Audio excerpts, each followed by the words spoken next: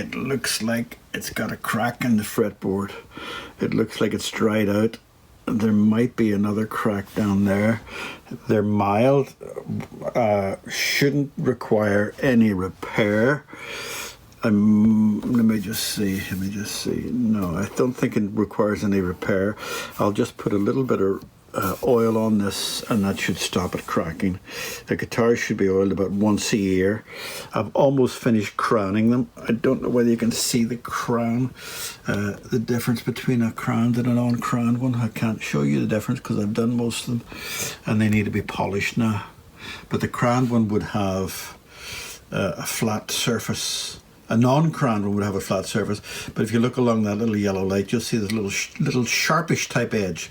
Now I've got to go over them with a razor and a special fret eraser to polish them, and then I give them a special coat of, what do you call it?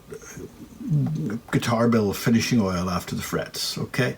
There's a little bit of scratch that I can fix up. I shall do that. See, that little crack has been repaired. It's still visible, but if you want to know how to repair it, let me just say, you use a flat blade, and from the very top you scrape down, and that brings up little shavings like that, and you leave them on the fretboard.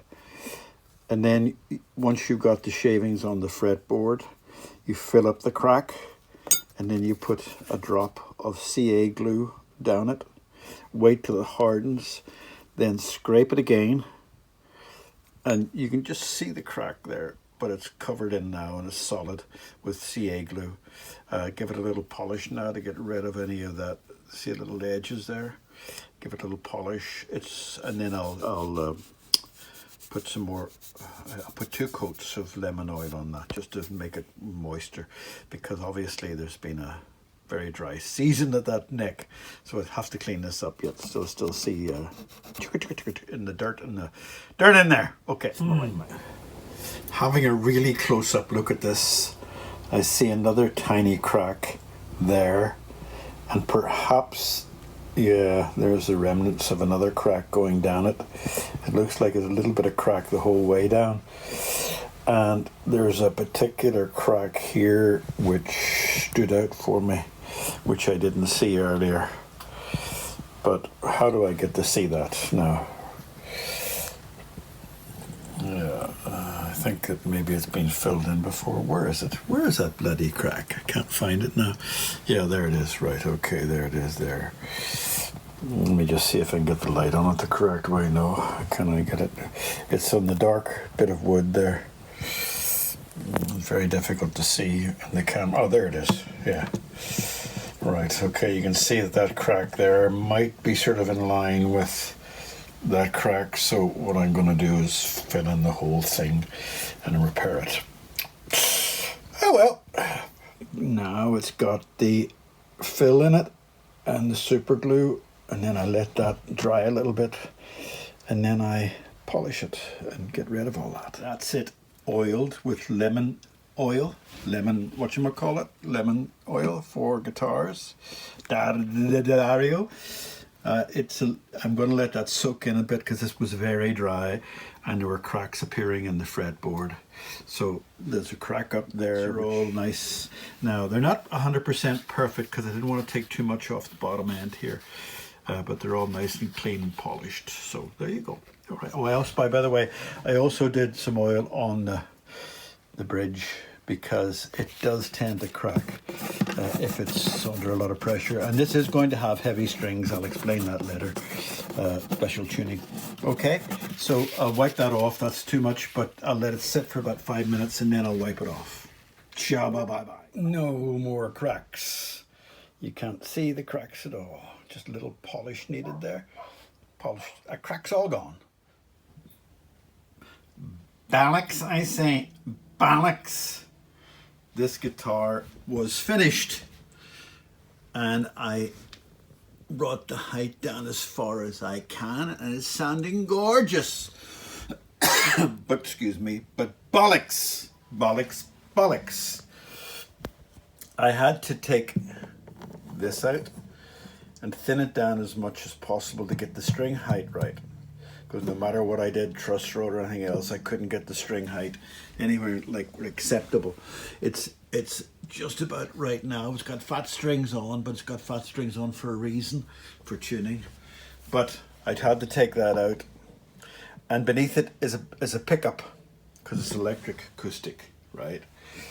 And I had to shave that down more than I liked, and now it is thin. It's thin like that there, and it's tilting forward. It's tilting forward because it doesn't have a great deal of grip in there, and it wasn't fitting in the first place 100%, but now the whole thing is tilting forward. Now that doesn't matter because the intonation is perfect, but because it's putting pressure on the bridge, let me just see, can you get that in focus? It's cracking a little bit of it, and that is a pain.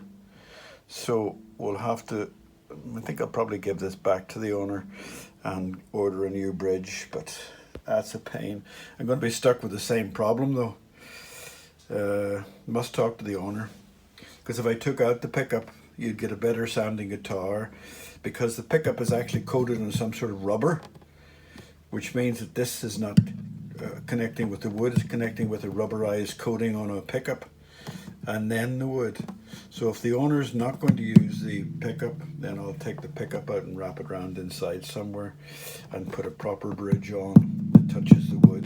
Yeah, I hate it. A final goodbye to our Redwood guitar. It's had a new saddle put in and adjusted. Still not 100% happy with it, but it's working very well, and it will do the job that it needs to do, because this is going to be tuned to a very special pitch. Perhaps the owner will play a little bit of it for us, but it's going to be tuned to a very special pitch. That's why it's got heavy strings on. But everything is now working 100%, and it goes back to its owner, and we say goodbye to our Redwood guitar.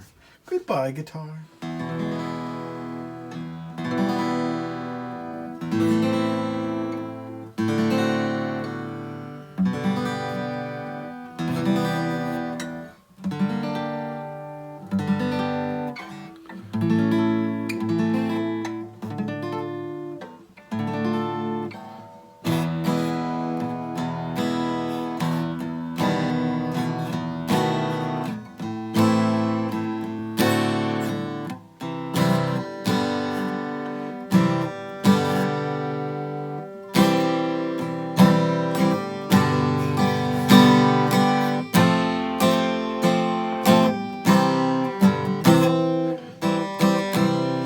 Lovely sounding guitar.